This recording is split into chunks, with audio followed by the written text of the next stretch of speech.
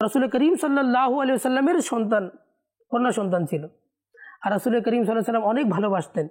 মা ফাতিমাতুজ জাহরা রাদিয়াল্লাহু তাআলা আনহা যখন আসতেন, রাসূল করিম সাল্লাল্লাহু আলাইহি ওয়াসাল্লাম দাঁড়িয়ে যেতেন আর তাকে পাশে বসাতেন আর তার হাত ধরে চুমু দিতেন। আল্লাহু আকবার।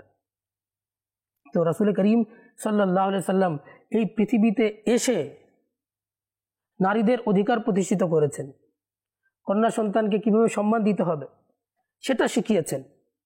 আর আমরা আইয়ামে জাহেলিয়া যুগে কি করতো, কন্যা সন্তানকে কি করতো, জীবন্ত মাটিতে পুঁতে ফেলতো, যাদের এগুলো কাজ ছিল। রাসূল করিম সাল্লাল্লাহু তাআলা আলাইহি ওয়াসাল্লাম একবার ইরশাদ করলেন, হে আমার সাহাবারা, আল্লাহ তাআলা যাকে 3টা কন্যা সন্তান দান করেছে আর ওই বাবা 3জন কন্যা সন্তানের লালন পালন করেছে, তার শিক্ষার ব্যবস্থা করেছে, তার লালন পালনের ব্যবস্থা করেছে, তার বিয়ের ব্যবস্থা করেছে, কাল কিয়ামতের দিন আল্লাহ তাআলা তাকে জান্নাতে প্রবিষ্ট করবেন। তারপর সাহাবা কেরামের মধ্য থেকে কোনো একজন জিজ্ঞেস করে, ইয়া রাসূলুল্লাহ, ইয়া হাবিবাল্লাহ, কারো যদি 2জন কন্যা সন্তান থাকে?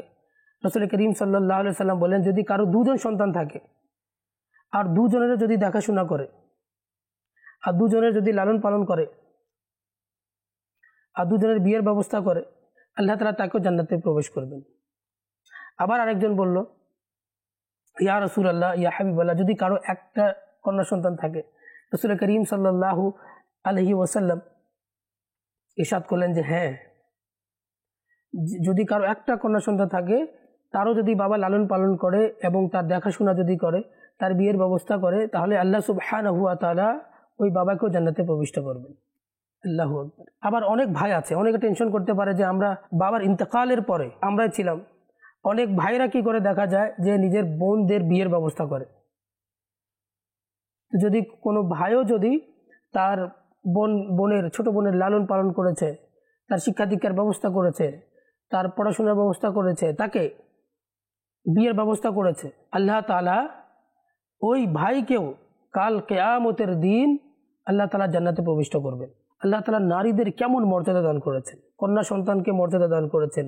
মায়েদের ব্যাপারে কি, জান্নাত মায়ের কদমের নিচে আছে। অনেকে নাউজুবিল্লাহ মিন যালিক বোঝাতে চায় যে নারীদের মর্যাদা, ইসলাম ধর্ম নারীর মর্যাদা দেয় না, পর্দার মধ্যে থাকতে বলে। আরে পর্দার মধ্যে থাকতে কি জন্য বলেছে? তার সতীত্ব রক্ষা হবে, তার হেফাজতের জন্য।